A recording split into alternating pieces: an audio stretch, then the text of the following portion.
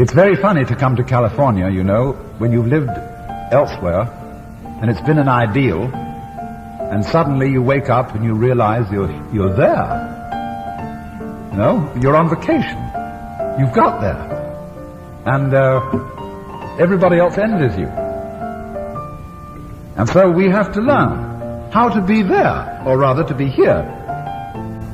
Of course, it is always possible to construe the thing in another way, and to say, yes, it may be a game, but it's a ghastly game, it's a grim game. It's like a child who's caught a fly alive and is picking the wings off it. The universe is that sort of scheme. It's a trap. It's a thing that gives you hope. There's always dangling possibilities in front of you to keep you going, but then it grinds you up. And then it revives you a little, like a master torturer, keeping a person alive in order to experience pain. There is a kind of inverted mystical experience that people occasionally have, where they see the whole universe as this sort of trap, and everything looks crummy. People look as if they're made of plastic, and aren't really people, but only make-believe people. They're mechanisms which are going yakety-yak and pretending that they are really there and alive. And everything looks as if it were made of patent leather or enameled tin, and just a nasty, dead scene. That's the inverted mystical experience. And one might ask, well, you could take that view too. And here you come to what Albert Camus said. The fundamentally important philosophical question is whether or not to commit suicide. Now, this is the real question. Is the game worth the candle? If you think no, then you better commit suicide. That's the logical thing to do. If, on the other hand, you're not sure, then you better make up your mind. Because if you're going to go on with the game of life and not be sure as to whether it's really worth going on, you'll make a mess of it. That's quite certain. It's like doing something evil, like telling a lie. If you're going to tell a lie at all, you have to make it stick. And so make it good. Don't wobble when you lie, because someone will find you out, and it'll all fall apart, and it'll be worse than if you never did it. So if you make up your mind that you're going to do something evil, you have to have like a golf swing follow through. And so in the same way with going on living at all, if you're going to gamble, gamble. And so either suicide or gamble seem to me to be the great alternatives of this life. And what will the gamble be? The gamble, or the gaming, has to rest on the assumption that this game is superb. No other assumption will work. If I may put it in another way, the game is to be trusted. The universe, you yourself, it is fundamentally to be trusted. And this is the act of faith which underlies all gambling. Because if you don't make that assumption as absolutely basic, the game will not work. Now this is where one must consider game theory in relation to ethics. What are the characteristics of a workable game? A viable game, as biologists would call it. A game that is worth the candle. First of all, the game must involve an optimal combination of skill and chance. Or we might say order and randomness. Where a game is pure chance, it loses interest. Let's just think of tossing coins. The chances are 50-50 always, that it will be either heads or tails. And this becomes very boring. one wants to cheat a little to liven it up, and so introduce a bit of skill.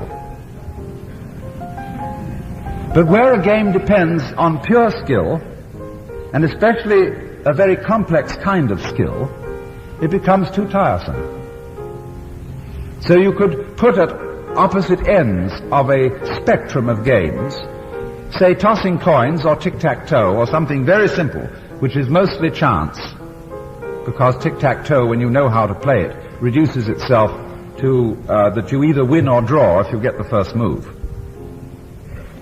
At the other end of the scale, a highly complex game like, well, I've suggested three-dimensional chess, but just imagine three-dimensional Go, where you would play on 8 boards to give yourself a cube to play in, or whatever number of boards. Go would be more than that, wouldn't it?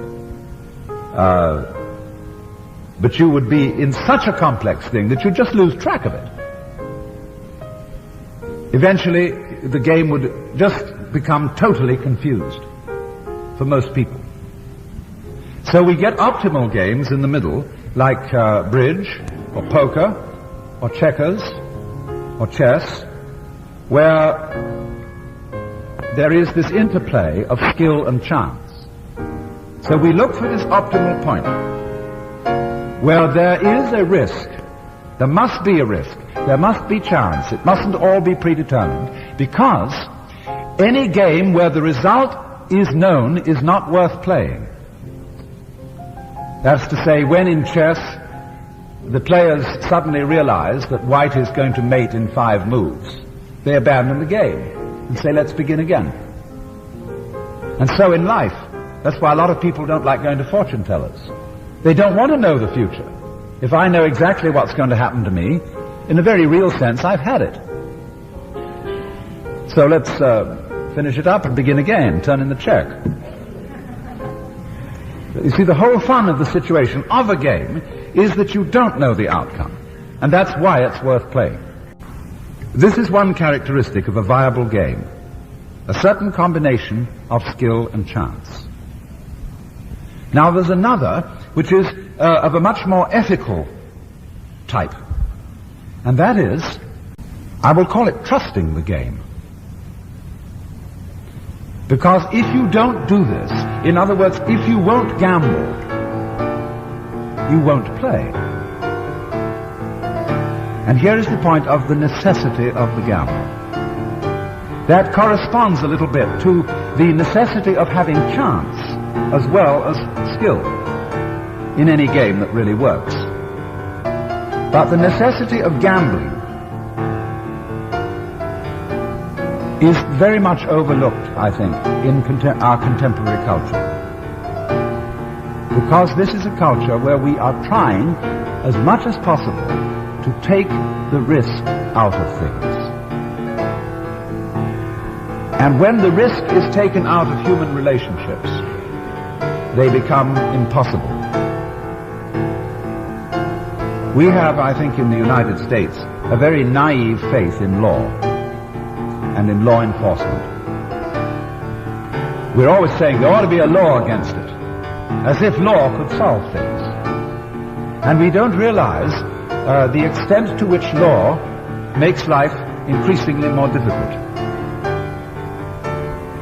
Because law is simply a process of trying to define what may be done and what may not be done. But the moment you start talking, the definitions become increasingly complicated. And lawyers love this. They live on it. So it's always an interminable discussion of what did they mean when they said that? What was the intent of this law?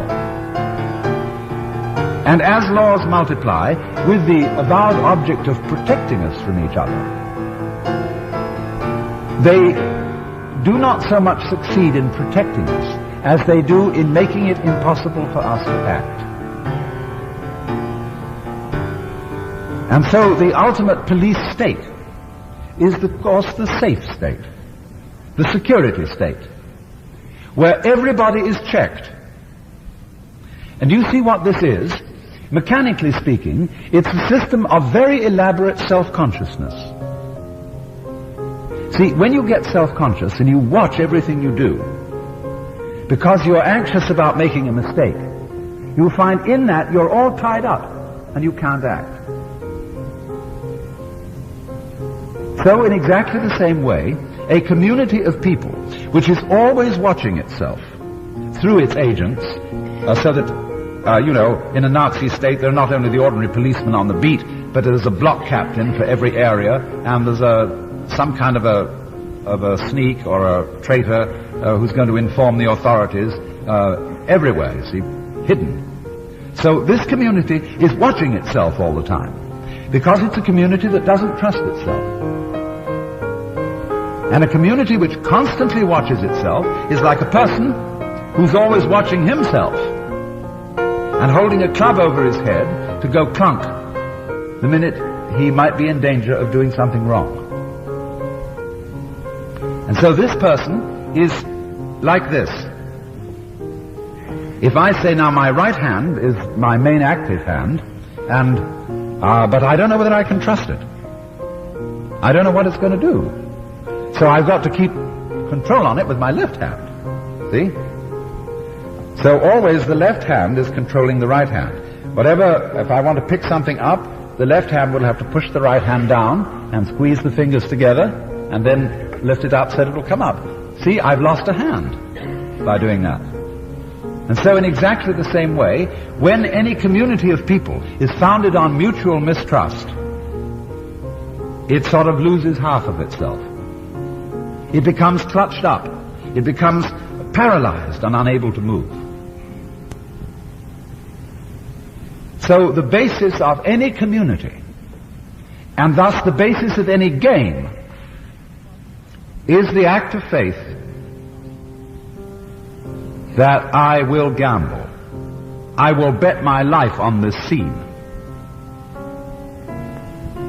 And you see, that also is fundamentally not only the attitude of faith, but it's the attitude of love. Love is self-giving. When you love someone, say you fall in love with a member of your opposite sex or whatever, and you got mixed up with someone now, you've really committed yourself to heaven only knows what. Because love is a letting go of direct control. And you might say, going back again to the Christian images of God, that God creates the world by constantly disappearing, giving himself away.